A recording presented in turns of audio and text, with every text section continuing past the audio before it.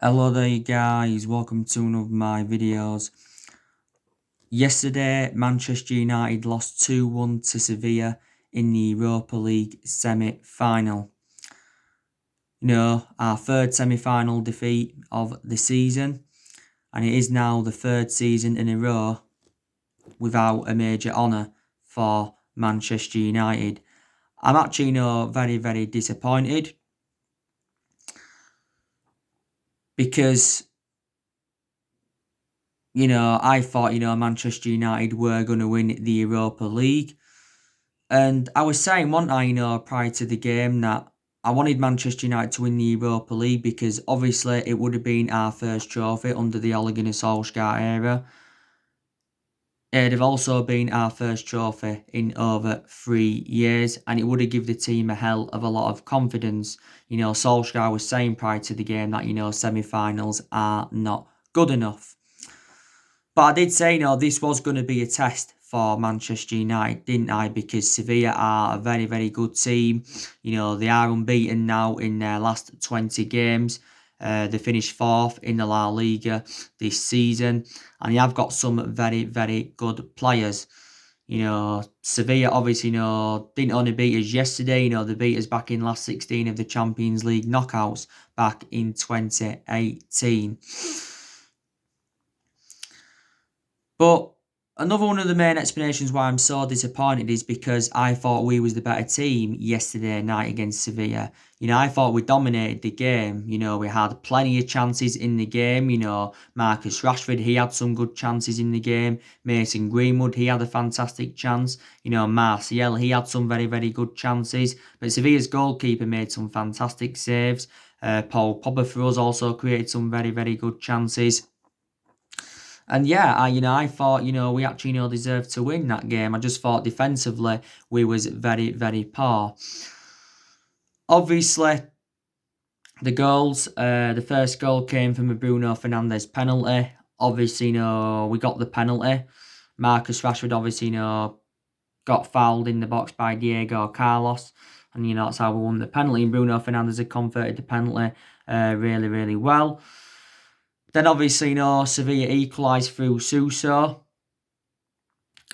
And obviously, Sevilla's winner came from Luke de Jong. And definitely, you've got to say that Wan-Bissaka was caught out of position for both goals. I think also too, Lindelof was accountable for Sevilla's winner. I think Williams was also to blame for one of the goals as well. But I read some of the stats of the game. We actually had around 20 shots. And I think we created around 14 chances in the game. But I thought, who was poor for Man United? I thought, Wan-Bissaka had a poor game. He really, really did. Like I said, caught out for both goals. Again, showed little attacking intent. And I thought his decision making was quite poor. And I thought he looked far too exposed on that right-hand side. I still think Wan-Bissaka's enjoyed a very, very good season for Manchester United. It was his first season at the club. But like I said, towards the end of the season, was fatigued and did look a bit off the pace. Did Wan-Bissaka. We got him in a deal worth £50 million from Crystal Palace last summer. But yeah, he was disappointing. Victor Lindelof, I thought he had a very, very poor game. Looked very exposed at times in that back line. Like I said, he was accountable for Sevilla's winner. But I thought he had a better game than Harry Maguire, to be fair. This has been Victor Lindelof's third year at Manchester United. Throughout the course of this season, he's had some good games and he's had some bad games. We did get him from Benfica back in 2017 for £30 million.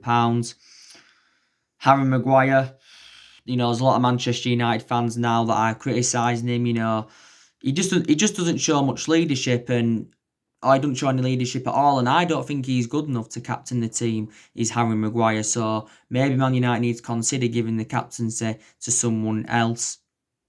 Again, this was Harry Maguire's first season at the football club.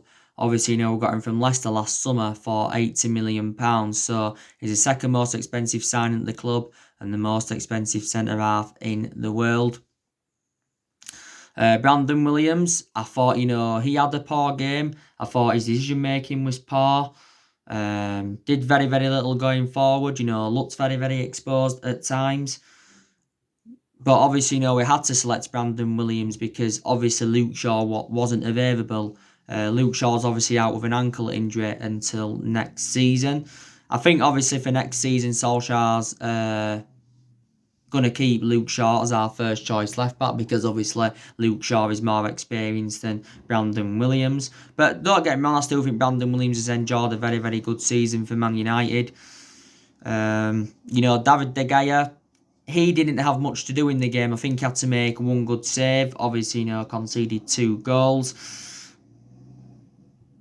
I'm actually surprised that Solskjaer went with David De Gea. I actually thought he'd have gone with Sergio Romero because obviously Sergio Romero's played all our League Cup games this season. He's played all our FA Cup games prior to the semi-final, and he's played our Europa League games prior to the one yesterday.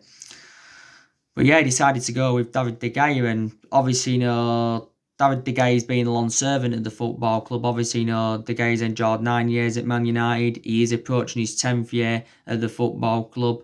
De Gea has now made 405 appearances for Man United in all competitions, and 300 odd of those appearances have come in the Premier League. But like I've said to you before, De Gea's had 7 good years out of the 9 years he's been at Man United because he's been a liability in the last couple of years.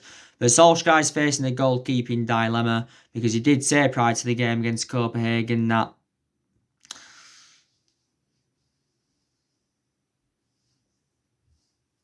it's going to be hard for us to keep De Gea, Henderson and Romero all at the football club for next season. So I think we probably are going to sell one goalkeeper in this summer transfer window, but I think Solskjaer's got to put Dean Henderson as our number 1 for next season because I believe now that Dean Henderson has got that experience behind him. And, he's enjoyed 2 successful loans with Sheffield United, But Solskjaer did recently say that Dean Henderson is not yet ready to become Man United's number 1 goalkeeper. But I think we are still in talks over getting him a new contract at the football club. Got to say though, the players that played well for us, I thought Fred had a very, very good game yesterday. Obviously, it was Fred's 3rd start in a row. Obviously, he's getting selected over Matic. But I thought Fred's ball control was good. His passing was also very, very good. And he looked very, very mobile in that midfield. I think Fred has enjoyed a pretty good season for Manchester United. Definitely confounded his critics wrong. Because under the Jose Mourinho era, Fred received a lot of criticism. But, he didn't really get his chance under the Jose Mourinho era, so you couldn't really criticise him. Obviously, we got Fred from Shakhtar Donetsk in 2018. We got him in a deal with £52 million. But yeah, enjoyed a very good game. I thought Paul Pogba, he had a very, very good game as well. I thought, he made a lot of good touches. His passing was very, very good. I thought his decision-making at times was also fantastic. And, he created some good chances, like I mentioned. Since Paul Pogba come back, I think he's done very, very well. He did well towards the end of the Premier League season. And, he hasn't done so bad so far in the Europa League. For the vast majority of this season, I didn't really have a perception on Pogba because obviously he was out with that ankle injury. And, Pogba has sustained quite a few injuries as a Manchester United player. But, like I said, I think we're going to end up getting Paul Pogba a new contract at the football club. I think we're going to get him, I don't know, is it a 3, 4, 5 year deal? But I think we're going to enter negotiations over getting him a new contract. We need to get him a new contract anyway to end the uncertainty over his future. It did take a couple of weeks before the season finished that Pogba was close to signing a 5-year deal. You had Fabrizio Romano the other week, who's a very reliable Italian journalist. He said that, Pogba wants to stay at Man United and he's happy. And he said that Man United will enter negotiations with his agent Mini Raiola over getting him a new contract at the football club. As it stands at the moment, Pogba's just got under a year left on his Man United contract, but the club do have an option to extend it for a further year.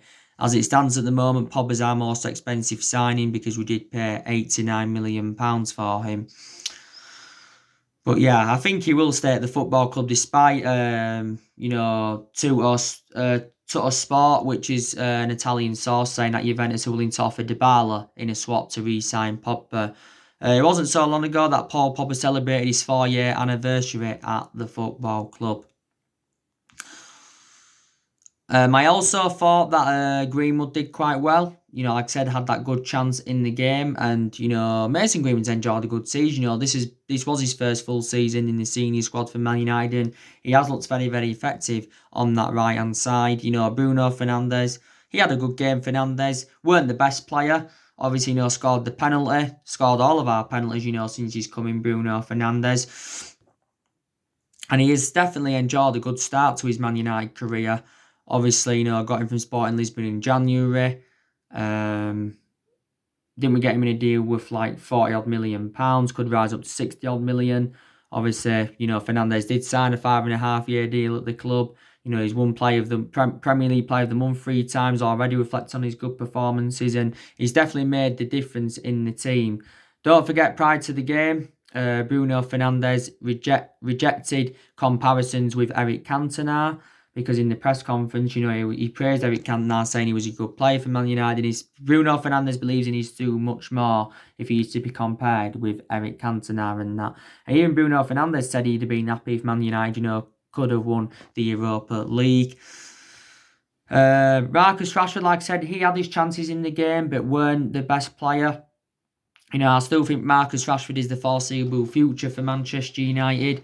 Like I said, he was out with that back injury earlier on in the season, but he has been playing on that left-hand side throughout the course of this season. He looked very fatigued towards the end of the season. He's looked fatigued so far during the Europa League. Looked very fatigued.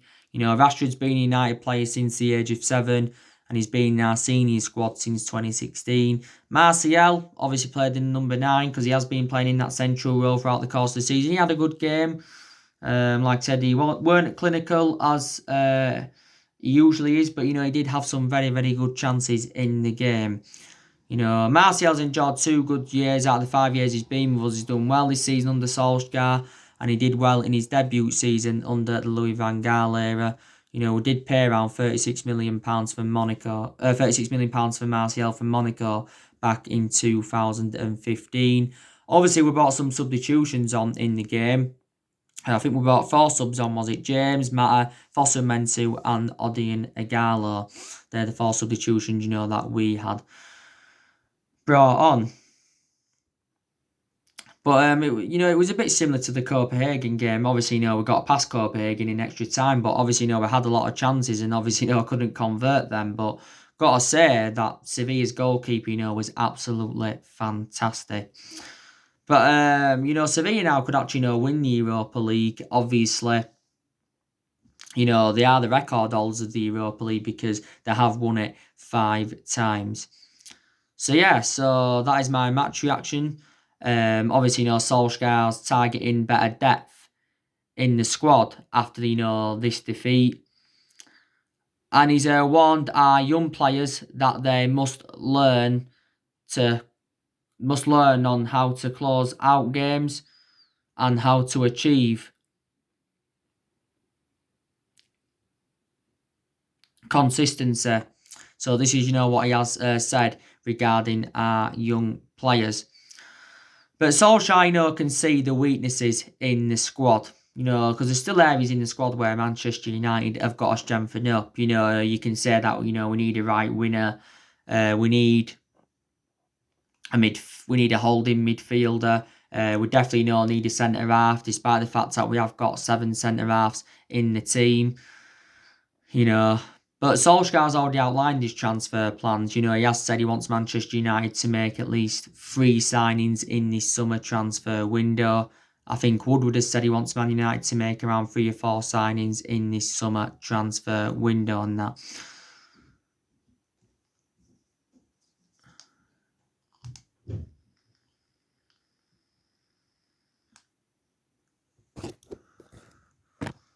But you know,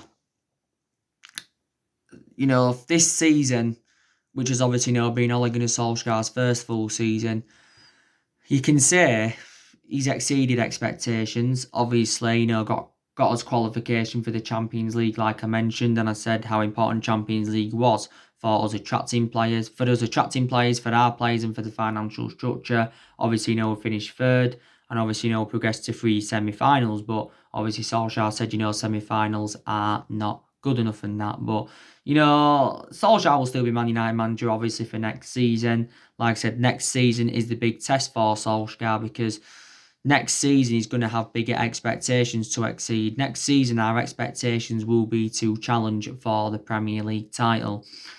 Because obviously, we haven't won the Premier League since 2013, and we want to be up there competing with the likes of Manchester City and Liverpool. But like I said, Solskjaer's been at the football club now over a year and a half, and he's positive to take from his tenure. We have looked better, since January. We haven't lost in the league since Burnley. So we are still unbeaten in our last 14 league games. I think the fitness levels have also improved. I think, our recruitment's definitely improved since Solskjaer got recommended into the club. Solskjaer spent over £200 million since he come into Man United. Throughout the course of the season, he promoted the youth very, very well. His approach to the big games throughout the course of the season, were also very, very good. He's also got rid of a lot of the deadwood since he got recommended into Manchester United as well. So these positives to take, but like I said, I don't know if he's the foreseeable future. Time will tell next season, because like I said, that is the test. But this summer transfer window is Solskjaer's fourth transfer window as Manchester United manager. But big decisions have got to be made in this summer transfer window, of obviously what players we're going to recommend in and what players we are going to get rid of. There's been so many players on our agenda, as you all know. Obviously, Sancho, he's our number one priority target. Grealish, he's another one of our priority targets. Gabriel Magalhaes from Lille, he's been on our agenda. There's still Kalidou Koulibaly on our agenda from Napoli. So there's so many players that we are looking at, obviously. We're looking at a lot of alternatives to Jadon Sancho. I've got an idea of the players we're going to get rid of in this summer transfer window. I think we're looking to get rid of Lingard, looking to get rid of Pereira. It's looking very imminent that Pereira's going to be leaving anyway. We're also looking to get rid of Smalling, Rojo, Jones, Diego Dalot. I think we also need to get rid of him as well. Bay, he could possibly go because he's not getting in the team a lot now. Like I said, my element of concern about Eric Bay is that he's injury prone. Like I said, Solskjaer's got a goalkeeping decision to make. But, like I said to you on my video that I did yesterday, Solskjaer had made a transfer demand to our board saying that he wants Man United to spend big in this summer transfer window. And I heard that we have got around £140 million to spend, but the transfer budget will increase when we do sell players. But like I've said, Solskjaer's still proving his critics wrong, hasn't he? Because earlier on in the season, we enjoyed our worst start ever to a Premier League season. At that point, you thought Solskjaer was going to get sacked as Manchester United manager. Obviously, Solskjaer is our fourth permanent manager since the Ferguson era. We sacked 3 managers since the Ferguson era, and that was David Moyes, Louis van Gaal, and Jose Mourinho and that. So we haven't really got the structure to keep sacking managers, but we have been inconsistent in the last 7 years. We haven't only had different managers with different philosophies. We've recruited a good 32, 33 players in since Ferguson left. We spent close to the £1 billion range on players. We haven't dominated English football since the Alex Ferguson era. Obviously, Ferguson endured, 26, 27 years at Man United and endured 20 odd years of success. But he didn't settle in straight away, Ferguson, because he didn't win out in his first 4 years at the football club. And like I've said before, it's going to be hard for any manager at Man United or any manager in general to replicate Ferguson's legacy. And it's going to be hard for someone to last as long as Alex Ferguson did. But, you know, I want Ole Gunnar Solskjaer's managerial tenure to work out because at the end of the day, he was a great player for the football club for 11 years and he flourished under Alex Ferguson's guidance and that. And he has learned a lot since he's come in. You know, he's, you know, got that managerial experience behind him now because Man United is the third club in his managerial career. But there's still improvements needed at Man United. You know, there's certain players that have got to improve. We need to keep the ball better. We need to be more clinical in front of goal. But yeah. But I think the players that have got to step up for Man United is definitely Harry Maguire. Lindelof's got to step up. You know, Bissaka's got to step up a little bit. You know, Williams, he's another one. So there's still players that have got to improve at Man United. Also, too, we've got around 7 or 8 players' contracts that are due to expire next year. So Solskjaer's got to make a decision on them. But to be fair, we have extended a lot of players' contracts since he came into the football club. There you go. On my next video, I will be giving you my player ratings. So anyway, guys, that's everything to update today. Drop your comments, likes, below on the channel. If you do, consider subscribe as always and take care. God bless you all again very, very soon.